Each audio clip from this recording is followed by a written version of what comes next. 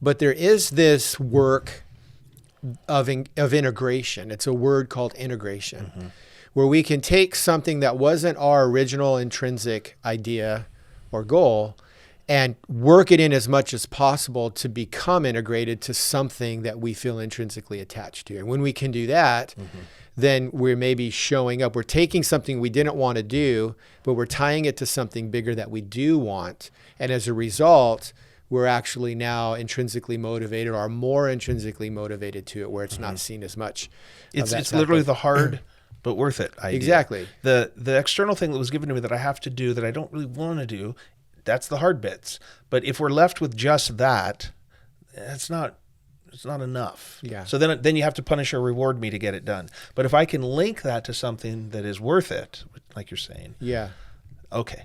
Yeah. Now I'm in. And so, but as CEOs or business owners that might be listening in to this, we have these moments where we sit in front of our teams and we're trying to create a genuine environment or culture of empowerment. I know that's a trigger word, but we really are trying to set people up to, within a greater vision, find an autonomous route to setting goals within their sales teams or their divisions. And yet we do sometimes run into barriers when you start to go, okay, well, now how is that going to be held accountable?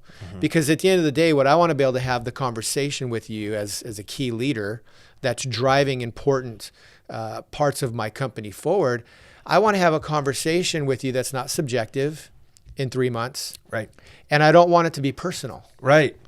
So the more we can make it accountable up front by giving you a part of, hey, how do we take what we need you to do and how do you make it personal? What does that look like? And you shape that.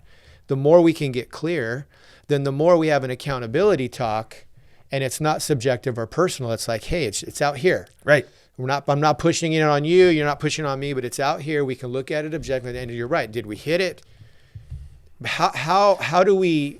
First of all, to do that work well, you got to have 3 things in place. This is where we lean on DC's work really hard. He suggests that there's 3 things that create the environment in which intrinsic motivation emerges. One of them is connection.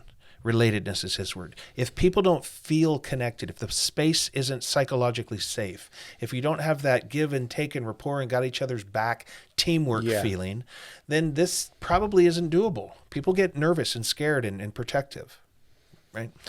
Second one is competency and the pursuit of mastery. If people are not competent at doing the work, how in the world are they going to articulate these big, powerful, risk-taking goals, right? If they're not desiring to get better at doing the work, why would they stretch into it, right?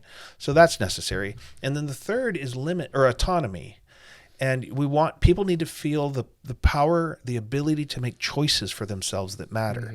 But when you're doing that in interdependentness on a team, that has a lot to do with limit setting, of being able to say, here's the space. This box is the space in which you're autonomous, but you are not autonomous outside that space. That's Tony's space, right? Yeah. And a lot of us think of autonomy first, and it's a proper definition of what is really independent autonomy, doing whatever the hell I want. Yeah. Okay, that's a thing in the world, but that's not what it is to be on a team.